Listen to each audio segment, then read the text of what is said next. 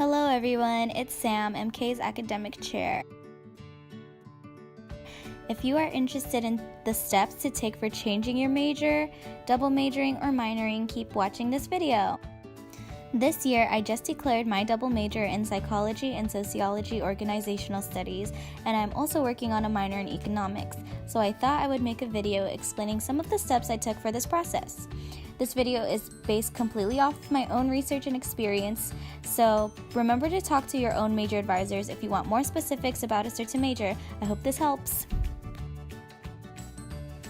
Let's first talk about some things to consider when changing your major. If you're thinking about changing majors, there's typically two paths you could take to pick a new major. First, you could find a major that interests you and then find careers that fit that major. Or you could know what type of career you want and then find majors to get you to that career. But remember to keep your options open because UC Davis offers over 100 majors to choose from. The ICC website helps if you want to know what type of careers you can obtain with a certain major. If you go to the website and hover over Career Research, you'll find an option that says, "What can I do with my degree?" Here you will find a list of majors from UC Davis, and if you click on one, you can see some of the possible internships and career paths that alumni have taken with this specific major. Now, if you're thinking about declaring multiple majors, it is important that your double major or minor aligns with your interests. You also want to consider the time and workload that a double major comes with. Because you will need to fulfill more requirements, it will definitely take more time and more work. Of course, having multiple majors can only help on your resume. It will broaden your knowledge and make you look more well-rounded. But if you see that it may take you more than 4 years to complete multiple majors, it may be more beneficial to go to graduate school later on for a higher degree instead of completing 2 undergrad majors. There's also the option of just doing really well in one major and using your time to do more internships and research projects instead of taking on a second major. If you are interested in more than one area of study, taking on a minor may be more beneficial than double majoring. So when declaring multiple majors or a minor, just be aware of your own capabilities and keep in mind that it will take a lot of planning ahead. Now, let's get into some important details. When you change majors, you must be in good academic standing, which is a 2.0 GPA and above. Also, once you attain senior standing at 135 units, you may not change your major unless you submit a petition. And lastly, it is not possible to change or declare a major in the quarter that you graduate. For double majoring, you also need to be in good academic standing. And you must also complete the requirements for both majors within the 225 unit limit, but you can exceed this limit in your final quarter. A good thing is you can overlap classes, but in most cases, at least 80% of the upper division units used to satisfy course and unit requirements in each major selected must be unique. In other words, you can only overlap 20% of upper division classes for each major. For example, if both majors have 40 units total, then you could overlap a maximum of 8 units, which is 20% of 40. But if the majors have a different amount of total units, then the 20% will come from the major with less units. If one major is 40 units and the other major is 30 units, then the maximum overlap is 6 units. Minors usually require taking an extra 5 to 7 classes in that specific subject. And in the case of minors, you may only overlap one course between each major and minor.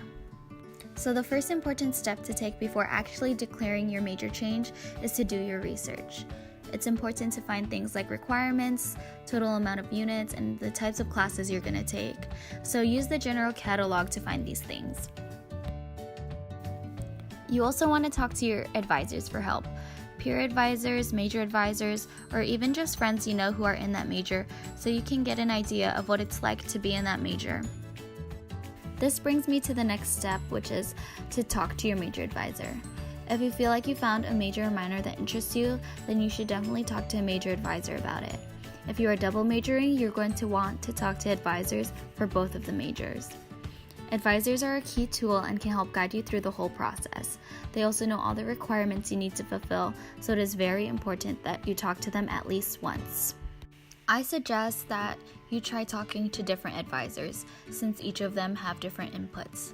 If you go to one advisor and feel like you didn't get enough information, then try making an appointment with someone else later on. And don't forget about peer advisors. They are students just like you, and many of them have also changed their majors or declared multiple majors, so they know what steps to take.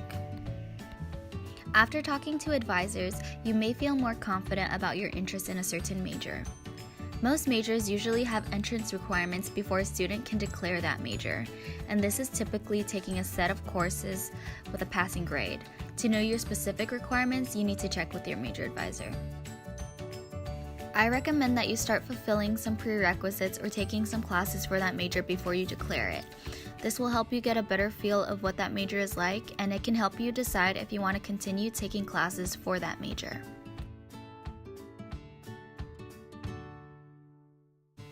Now, as you take your classes, I think it's a good idea to try and create a 4-year plan. And this is especially helpful for those who want to add another major or minor. So some tools you can use for this are UC Davis Journal Catalog and Oasis. When creating your plan, you'll want to know all the classes and total units you need to fulfill each major, and you can find this in the General Catalog. You'll also want to find out which classes overlap for each major, and you can find this out by talking to advisors. So for example, with my 2 majors, I found out that Soc 46A and 46B overlap with Psych 41 and Stats 13. So instead of taking all 4 classes, I could save time and units by only taking Soc 46A and 46B. And as for upper division courses, I found out that Soc 126 could fulfill requirements for both Psych and Sociology, so I could just take that one course instead of taking 2 separate courses.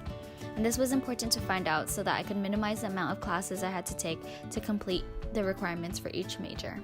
After figuring out all your required classes, you can start building a 4-year plan on Oasis.